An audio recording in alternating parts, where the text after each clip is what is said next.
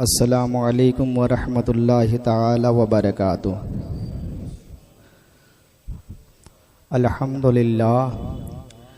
अल्हम्दुलिल्लाहिल्लज़ी फ़द्दला सय्यदना व मौलाना मुहम्मदन अलल आलमीन जमीआ व अक़ामहु यौमल क़ियामति लिल मुज़निबीन अल मुतलव्विसीन अल ख़त्ताईन अल हालिकीन शफ़ीआ। अम्मा बाद फ़अऊज़ु बिल्लाहि समीइल अलीम मिनश शैतानिर रजीम। बिस्मिल्लाहिर रहमानिर रहीम। वसियाबक फ़तहिर। सदक़ल्लाहुल मौलानाल अज़ीम व सदक़ बल्लगना रसूलुहुन नबियुल अमीनुल मतीनुल मुबीनुल करीम व नहनु अला ज़ालिका लमिनश शाहिदीन व शाकिरीन वल्हम्दुलिल्लाहि रब्बिल आलमीन। मुअज़्ज़ज़ सामईन, आइए आयत मुबारका का तफसीर करने से कबल हम और आप इंतहाई अक़ीदत व मोहब्बत के साथ अपनी और सारी कायनात के मरकज़ अक़ीदत अनीस बेकसा चारा साज़ दर्दमंदा, हम गरीबों के गमगुसार, हम फ़कीरों के सरवत, शहरे यारे इरम ताजदारे हरम, नौबहारे शफ़ाअत शबे असरा के दुल्हा, नौशहे बज़्मे जन्नत अख्तरे बुर्ज़ो रिफ़अत कासिमे कन्ज़ो नेमत, मालिक जन्नत जनाबे अहमद मुजतबा मोहम्मद मुस्तफ़ा अरवाहुना फ़िदा सल्लल्लाहु तआला अलैहि वसल्लम की बारगाह बेकसपना में झूम झूम कर दुरूद पाक हदिया निछावर कर लें और पढ़िए बाआवाज़ बुलंद सब मिल कर के अल्लाहुम्मा सल्लि अला सय्यदना व मौलाना मुहम्मदिन मादनिल जूद वल करम व अलैहिल किराम व बारिक वसल्लिम। सल्लु अलैहि सलातु व सलामन अलैका या रसूल अल्लाह, अस्सलातु व सलामन अलैका या हबीब अल्लाह सल्लल्लाहु तआला अलैहि वसल्लम। मुअज़्ज़ज़ सामईन, मैंने कुरान अज़ीम की एक आयत करीमा की तिलावत की है।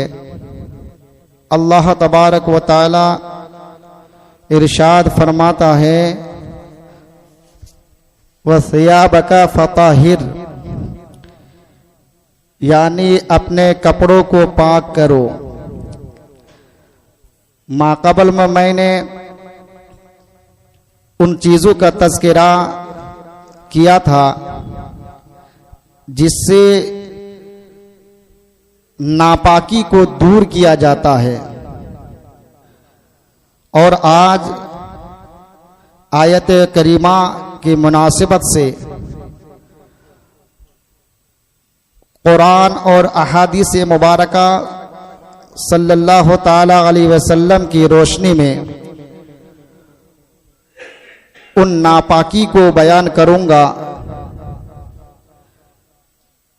जिनका पाक करना नमाजी के लिए ज़रूरी होता है, और वो कितने मिक़दार में होनी चाहिए, कितने तक मुआफ़ है, क्योंकि असर हादिर में देखा जाता है कि बहुत सारे लोग रास्ते से जब चलते हैं तो जिस्म पर या कपड़े पर नजासत लग जाती है और उसे एक बहाना मिल जाता है कि हम नापाक हो गए, बगैर गुस्ल किए हुए हम पाक नहीं हो सकते। तो इंशाअल्लाहुल अजीज मैं आज अपने गुफ्तगू के दरमियान इन सारे वहमों को दूर करूंगा। आप हजरात से गुजारिश है कि इसे बगौर समात करें और हम सबको इस पर अमल की तौफीक अता फरमाएं कि नजासत का माना होता है नजीस, नापाकी, और इस नापाकी को दूर करना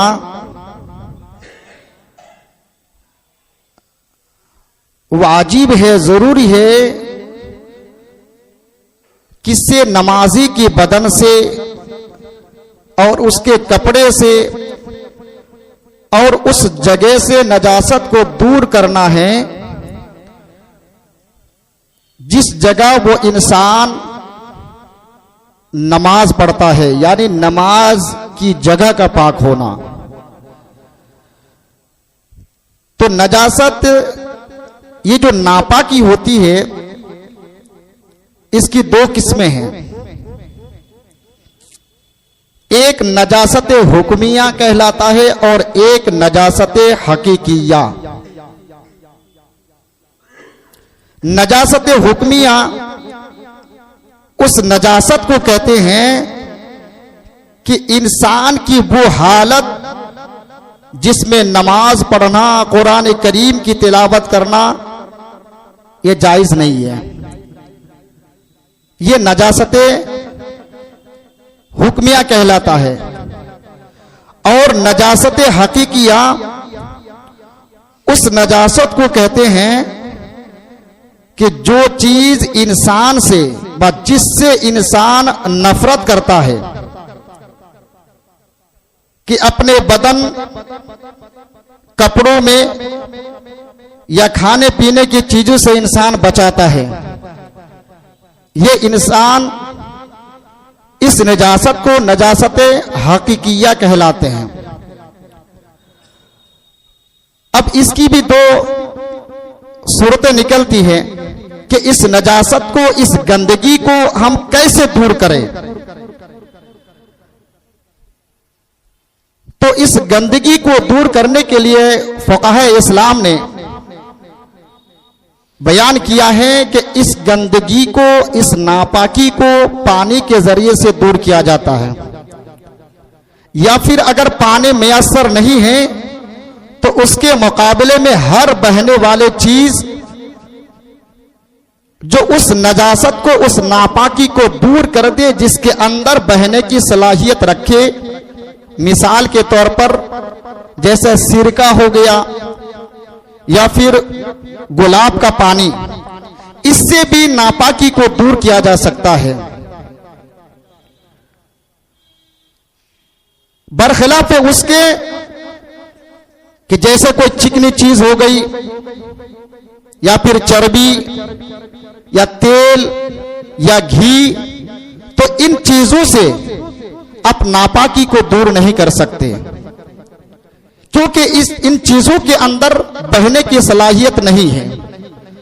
तो बकौल इमाम आजम अबू हनीफा रहमतुल्लाह ताला अलैह बयान फरमाते हैं कि नापाकी को दूर सिर्फ पानी के जरिए से किया जा सकता है, या हर उस चीज से किया जा सकता है जिसके अंदर बहने की सलाहियत, नजासत को दूर करने की सलाहियत रखे।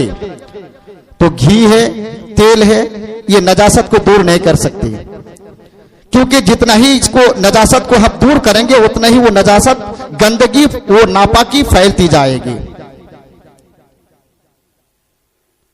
तो ये पानी ये सबसे अफजल है। अब कौन कौन चीजें हैं जो नजासत कहलाती है? तो नजासत इस एतबार से दो किस्में हैं उसकी, एक नजासत गलीजा और एक नजासत खफीफा। नजासत गलीजा गाढ़ी नजासत, जैसा कि हो गया गोबर, शराब, खून या फिर कई, हलाल हो या हराम जानवर का पाखाना, ये पेशाब, ये सारी चीजें नजासत गलीजा कहलाती है। और नजासत खफीफा हल्की नजासत, जैसे मिसाल के तौर पर नजासत खफीफा जिस जानवर का गोश्त खाया जाता है, हलाल जानवर का गोश्त, उसका पेशाब का छींटा अगर लग जाए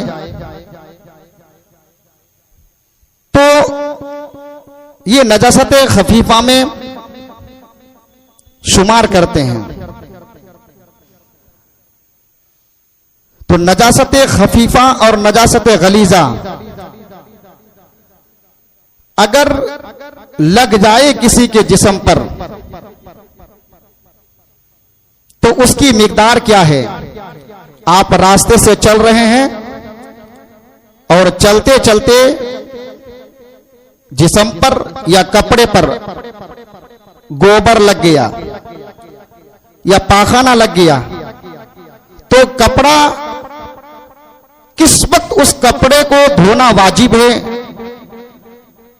कब वो कपड़ा नापाक होगा। तो चलते चलते उसकी मिकदार ये है कि अगर वो जो गंदगी लगी है, अगर नजासत गलीजा है, तो नजासत गलीजा की मिकदार ये है कि वो 1 दिरहम के बराबर होना चाहिए।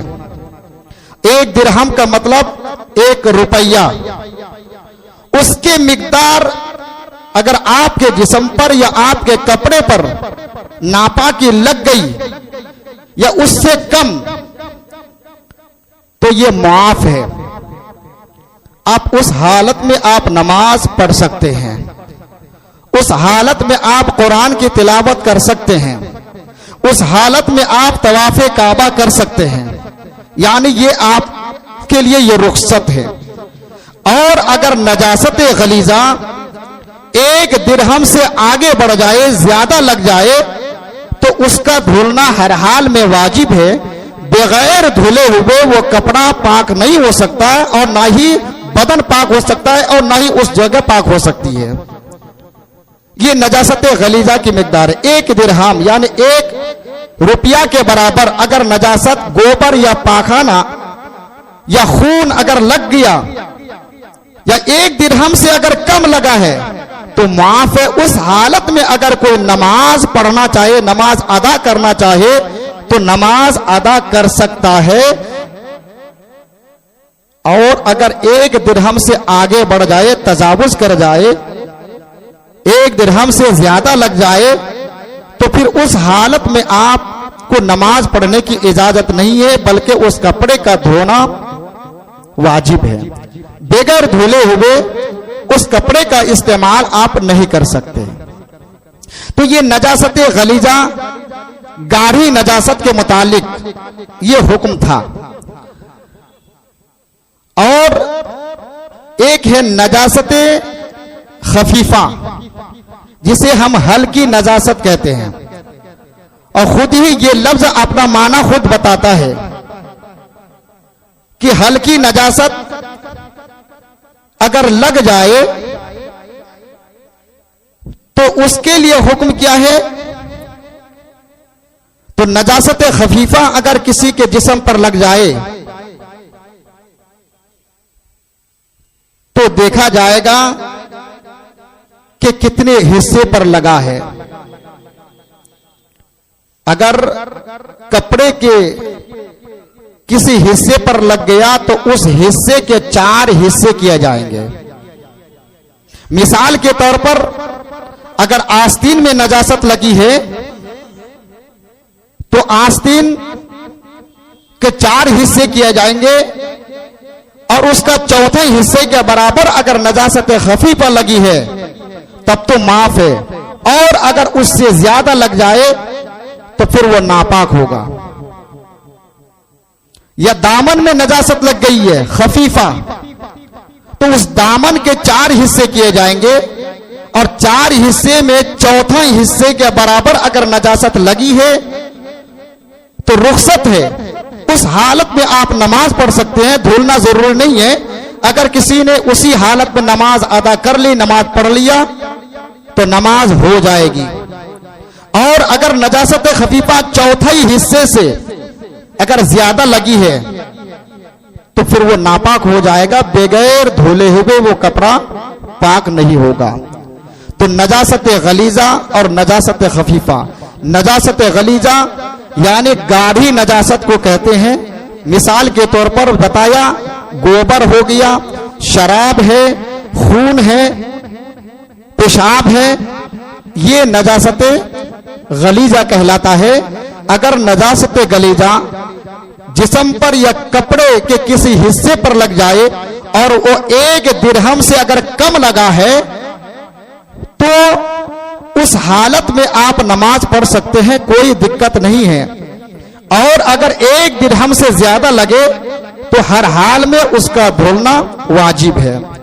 और नजासत खफीफा जो हल्की नजासत है अगर लग जाए तो उसका हुक्म यह है कि कपड़े के जिस हिस्से पर वो नजासत लगी है, नापा की लगी है, उसके 4 हिस्से किए जाएंगे और 4 हिस्से में जो चौथे हिस्से के बराबर अगर नजासत खफीफा लगी है तो वो माफ है, और अगर उससे ज्यादा लग गई है तो वो नापाकी का हुक्म उसे दे दिया जाएगा। तो ये नजासत हकीकिया की जो किस्में नजासत गलीजा और नजासत खफीफा का बयान था। अब ये नजासत पाक करने के एतबार से भी उसकी 2 सूरतें हैं। एक सूरत तो वो है, उस नजासत को कहते हैं कि नजासत मरइया, और एक नजासत गैर मरइया। नजासत मरइया उस नजासत को कहते हैं जो देखी जाए, और नजासत गैर मरइया उस नजासत को कहते हैं जो देखी न जाए। मसलन जैसे गोबर है, कपड़े पर लग गया तो ये बज़ाहिर देखता है। खून कपड़े के किसी हिस्से पर लग गया तो ये बज़ाहिर देखता है। तो जो नजासत जो नापाकी आंख से देखी जाए उसको नजासत मरइया कहते हैं, और जो ना देखी जाए, मिसाल के तौर पर बच्चे ने पेशाब कर दिया और पेशाब करने के बाद आधे घंटे के बाद या 1 घंटे के बाद वो कपड़ा सूख गया। अब बता नहीं सकते कि किस हिस्से पर पेशाब लगा था। तो इस किस्म की नजासत जो देखी ना जाए उसको नजासत गैर मरइया कहते हैं। और इन दोनों का हुक्म यह है कि अगर नजासत मरइया लगी है, चाहे वो गलीजा की शक्ल में हो, गाढ़ी नजासत हो या पतली नजासत हो, उसके आइन को दूर करना है। मिसाल के तौर पर गोबर लग गया कपड़े पर, तो अब गोबर को दूर करना है। चाहे वो 1 मर्तबा से दूर हो जाए, चाहे 2 मर्तबा से दूर हो, चाहे 3 मर्तबा दूर करने में लगे, चाहे 4 या 5, यानी जितनी दफा दूर करने में नजासत को लगे उतनी मर्तबा उस कपड़े को धोना है, उस कपड़े को पाक करना है। ये नजासत मरइया जो देखी जाए। मिसाल के तौर पर खून कपड़े में लग गया, 1 मर्तबा कपड़ा धुलने पर अगर खून जाइल हो गया, दूर हो गया, तो कपड़ा आपका पाक हो गया। 3 या 4 मर्तबा धुलने की जरूरत नहीं है। उसी तरीके से कपड़े पर शराब लग गई है तो शराब को दूर करने में चाहे 1 मर्तबा धुलना पड़े, 2 मर्तबा धुलना पड़े, 3 मर्तबा धुलना पड़े, वो पाक हो जाएगा। उसके लिए कोई आदत नहीं है। कभी ऐसा भी होता है कि खून लगा है, 3 मर्तबा धुलने के बावजूद भी खून जाइल नहीं हुआ, गोबर दूर नहीं हुआ या पाखाना साफ नहीं हुआ, तो वो पाक नहीं होगा, बल्कि और भी धुलने की जरूरत है। इस तरीके से धुलिए कि उसका जो आइन है, आईने नजासत है, वो नापा की बिल्कुल दूर हो जाए। और आखिर में अगर कपड़े पर उसका धब्बा बाकी रह गए तो फिर उसका एतबार नहीं है, धब्बे का एतबार नहीं है। तो ये वो नजासत के धुलने का हुक्म है जो गाढ़ी नजासत है, कपड़े या जिस्म पर लग जाए तो उसके आइन को धोना है, आईने नजासत को दूर करना है। और इसमें धुलने की तादाद नहीं है, जितनी बार धुलने से नापाकी दूर हो जाए वो कपड़ा पाक हो जाएगा, जगह पाक हो जाएगी, जिस्म पाक हो जाएगा।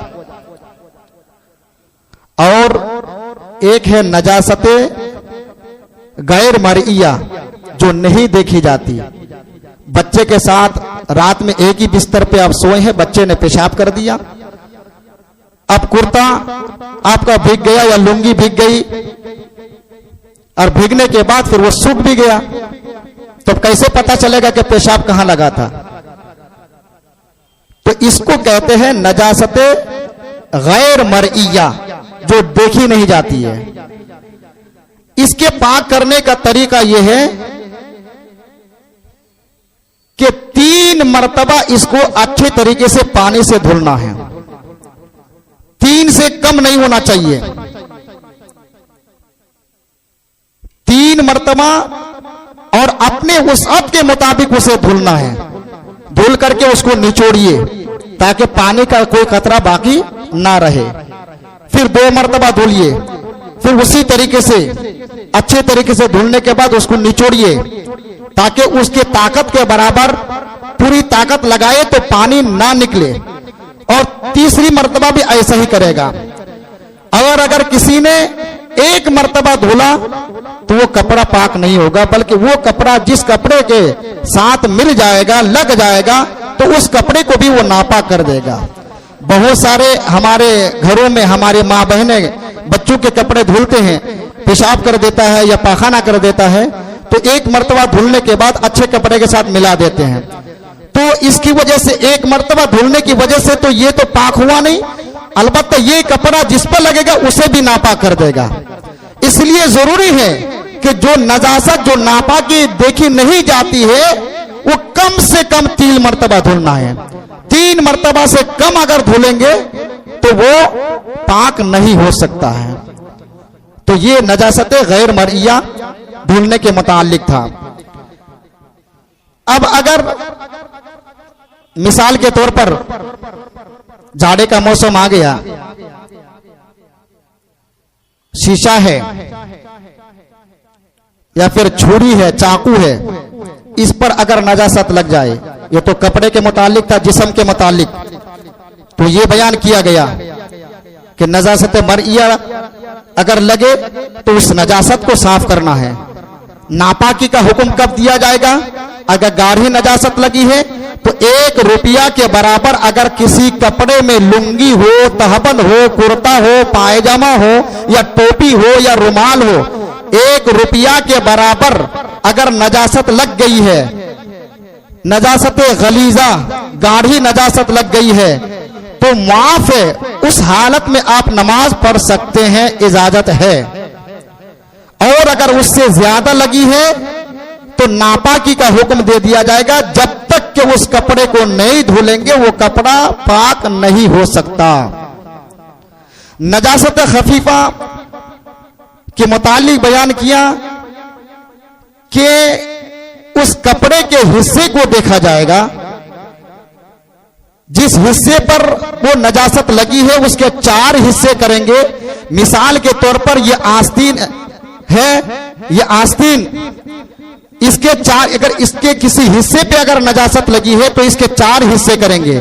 4 हिस्से में से इतने मिकदार में अगर नजासत लग गई है तो माफ है, और उससे ज्यादा अगर लगी है तो वो कपड़ा नापाक हो जाएगा, बगैर धुले हुए वो पाक नहीं हो सकता। और एक मसला ये बयान किया कि नजासत मर्इया, कुछ नजासत, कुछ नापाकी ऐसी होती है जो आंख से देखी जाती है, जैसे पाखाना, गोबर, खून वगैरह। तो इसके पाक करने का हुक्म यह है कि इसके लिए कोई तादाद नहीं है, बल्कि आईने नजासत दूर हो गए कपड़े से तो वो पाक हो गया। चाहे 1 मर्तबा से साफ हो, चाहे 2 मर्तबा लगे, चाहे 3 लगे, चाहे 4 लगे। और नजासत गैर मर्इया वो नापाकी, वो नजासत जो देखी नहीं जाती है, तो उसके पाक करने का तरीका यह है कि 3 मर्तबा उसको धुलना है। बकौले इमाम आजम 3 मर्तबा धुलना और अच्छे तरीके से धुलना है, अपने ताकत पर पूरी ताकत लगा करके उसको निचोड़ना है। और अगर किसी ने 2 ही मर्तबा में इक्तिफा कर लिया तो वो कपड़ा पाक नहीं हो सकता। तो ये नजासते गलीजा और नजासत खफीफा और उसके धुलने के मुतालिक था। अब कोई ये ना सोचे कि रास्ते से चल रहे हैं, गोबर लग गया तो अब ये बहाना मिल गया कि नमाज नहीं पढ़ सकते, हम खुद नापाक हो गए, कपड़ा भी नापाक हो गया। नहीं, बल्कि इसके लिए हुक्म यह है कि आप देखिए कि नजासत जो लगी तो कितने हिस्से में लगी। अगर 1 रुपया के बराबर है तो माफ है, आप उस जगह को धुल लीजिए, या तो फिर उसी हालत में अगर आप नमाज पढ़ना चाहे आपकी नमाज मान ली जाएगी। लेकिन इन तमाम सूरतों में अफजल और बेहतर यही है कि पाक कपड़े से नमाज अदा करेंगे। ये जो शरीयत ने जो हुक्म दिया है कि निजाजत 1 रुपया के मिकदार जगह लग गई, उसी हालत में आप नमाज पढ़ रहे हैं, ये कब है? जब देखिए नमाज का वक्त हो गया, या नमाज का वक्त जा रहा है, या जमात खड़ी है, या घर दूर है, इन तमाम सूरतों में, ताकि आपकी नमाज जाए ना हो। इसलिए फुक़हा इस्लाम ने यह सूरतें निकाली है। और अगर नापाक है, कपड़ा भी आपके पास मौजूद है, उसके बावजूद भी अगर आप उस कपड़े को इस्तेमाल किए बगैर उस नापाकी कपड़े को आप इस्तेमाल कर रहे हैं, तो नमाज तो आपकी हो जाएगी, लेकिन ये तकवे की पहचान नहीं है, ये नेक लोगों की पहचान नहीं है। बल्कि हर एक के लिए तो सोच ये होनी चाहिए कि हम ऐसे रब के हुजूर खड़े होने जा रहे हैं कि जो छुपी चीजों को भी देखता है और जो बज़ाहिर देखी जाती है उस चीज पर भी उसकी निगाह है, तो हम पाक और साफ होकर के उसकी बारगाह में हम खड़े हों। यह सबसे अच्छा तकवा है। लेकिन शरीयत ने उन लोगों के लिए यह बयान किया है जो बस हल्की सी नजासत की वजह से, नापाकी की वजह से नमाज को छोड़ देते हैं, कोताही की वजह से नमाज को तर्क कर देते हैं, उन लोगों के लिए यह हुक्म है। अच्छा, उसी तरीके से एक मसला आता है, अब रास्ते से चल रहे हैं, जूता है या मोजा है, अगर नजासत लग गई तब उसको कैसे पाक करेंगे?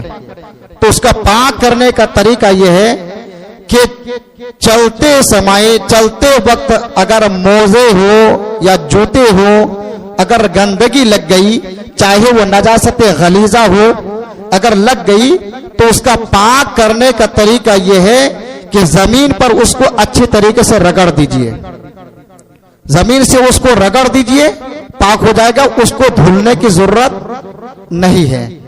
उसी तरीके से यह शीशा है या छुरी है, चाकू है, इसमें अगर नजासत लग गई, हर एक को पाक करने का तरीका अलग अलग फुक़हा इस्लाम ने बयान किया है हदीस पाक की रोशनी में। तो शीशा है या छुरी है या चाकू है, अगर इस पे नजासत लग गई तो इसे पाक करने का तरीका यह है कि इसे किसी पाक कपड़े से पोंछ दीजिए, ये पाक हो जाएगा, उसको अलग से धुलने की जरूरत नहीं है। अलबत्ता एक मसला बयान किया कि नजासत गैर मरिया लग जाए तो 3 मरतबा कस करके धुलना है, और धुलने के बाद उसको निचोड़ना भी है अच्छी तरीके से। लेकिन कुछ चीजें ऐसी हैं कि धुलना तो मुमकिन है, लेकिन उसको निचोड़ना मुमकिन नहीं है। मिसाल के तौर पर ये कालीन है, ये चटाई है, या कंबल है, ये ऐसी चीजें हैं कि इसको निचोड़ना बड़ा कठिन है। तो इसके पाक करने का तरीका यह है कि इस पर सिर्फ पानी को बहा दिया जाएगा। अगर गंदगी लग गई, नापाकी लग गई है, तो पानी को बहा देंगे और बहाने के बाद उसको किसी जगह लटका देंगे। जो ही वो पानी का कतरा आहिस्ता आहिस्ता झड़ करके वो पूरा कतरा खत्म हो जाएगा, समझ लीजिए कि वो पाक हो गया। तो अल्लाह रब्बुल इज्जत की बारगाह में यह अरीजा है कि हम सारे मुसलमानों को इन सारे जो मसाइल दीनिया है, मसाइल फिक़हिया है, समझकर इस पर अमल करने की हमें तौफीक और रौफीक अता फरमाए। तो मैं सिर्फ फिर इतना अर्ज कर दूं कि नजासत, नापाकी ये 2 तरह का होता है। एक जो है नजासत गलीजा, जो हमें उसको पाक करने से भी वो पाक नहीं होता। गोबर को अगर कोई पाक करना चाहे वो पाक नहीं हो सकता, पेशाब को अगर कोई पाक करना चाहे वो पाक नहीं हो सकता, खून को अगर पाक करना चाहे कोई पाक नहीं हो सकता। इसे नजासत गलीजा कहते हैं। ये नजासत गलीजा अगर किसी के इंसान के कपड़े या जिस्म पर लग जाए, अगर दिरहम के बराबर है, 1 रुपया के बराबर लग जाए, तब तो माफ है। बगैर धुले हुए वो कुरान की तिलावत भी कर सकता है, नमाज भी पढ़ सकता है, हर उस काम को वो कर सकता है जिसके लिए वुजू करना जरूरी होता है, हर उस काम को कर सकता है। और अगर नजासत गलीजा 1 दिरहम से आगे बढ़ गया तो कपड़ा नापाक हो जाएगा और हर हाल में उसको धुलना जरूरी है। तो आप रास्ते से चल रही हैं, किसी ने खास दिया या किसी हराम जानवर का लुआब लग गया तो आप देखिए वो कपड़ा आपका नापाक नहीं होगा। अगर 1 दिरहम से अगर ज्यादा लगा है तो धुलना है, अगर कम लगा है तो नहीं। यही वजह है कि आप इस्तिंजा के लिए बैठे हैं, ऐसी जगह बैठे हैं कि वो जमीन सख्त है, आपने जब पेशाब करना शुरू कर दिया तो पेशाब के जो कुछ छींटे जो कपड़े पर लग जाती है या पांव वगैरह में लग जाते हैं, तो ये नापाक नहीं है, ये नापाक नहीं है। क्यों? इसलिए कि ये मुतादिद जगहों में अलग अलग जगह पे जो है कि नहीं सुई के नाके के बराबर जाकर के गिरा है, तो ये पेशाब नापाक नहीं होगा। वो ये ना सोचे कि पैर में लग गया या कपड़े में लग गया जिसकी वजह से वो नापाक हो गए, ऐसा नहीं है। इसी तरीके से एक मसला आता है, बहुत सारे लोग बड़े बड़े नौजवान इस्तिंजा नहीं करते हैं, तो इस्तिंजा हर हाल में मोमिन की पहचाने कि वो हालत पाकी में रहे, नापाकी में ना रहे। ऐसी जगह पहुंच गए, पानी नहीं है आपके पास, तो आप क्या करेंगे? तो पानी अगर आपके पास नहीं है तो उसके लिए ढेला है, ढेला ले लीजिए या पत्थर ले लीजिए जिससे पानी को सूख ले, हर वो चीज जिससे पानी को सूख ले। लेकिन ढेला भी नहीं है, या तो फिर अगर कोई टीचर वगैरह है तो जेब में अगर चौक वगैरह जिससे ब्लैक बोर्ड पे लिखते हैं अगर वो है, उसके जरिए से भी आप पानी को सुखा सकते हैं। या फिर ऐसी जगह पहुंच गए कि पानी भी नहीं है, चौक भी नहीं है, पत्थर भी नहीं है, ढेला भी नहीं है, तो क्या करें? तो अपने जेब के अंदर आप हाथ डालिए और दस्ती निकालिए, और दस्ती निकाल करके उस जगह को आप पोंछ लीजिए। पोंछने के बाद फिर उसको दूसरे हिस्से में लपेट करके जेब के अंदर रख लीजिए। फिर आपको नमाज पढ़नी हो नमाज पढ़िए, जो कुछ भी काम करना हो जो कुछ भी आप काम कर सकते हैं। फिर आप को पानी मैसर हो गया तो उस रुमाल को निकाल करके आप धुल लीजिए। लेकिन इतना जरूर है कि इस्तिंजा आप जरूर कीजिए। पानी ये अफजल है, पानी की जगह पे पानी नहीं मिल रहा, ढेला का इस्तेमाल कीजिए। अगर ढेला नहीं है तो चौक वगैरह हो या पत्थर वगैरह अगर मिल रहा हो तो उसका इस्तेमाल कीजिए। लेकिन उस हालत में आप अपने कपड़े को नापाक ना कीजिए, उस पे अल्लाह और उसके रसूल की लानत बरसती है। और एक मसला बयान किया जो रुमाल वगैरह, उसका भी आप इस्तेमाल कर सकते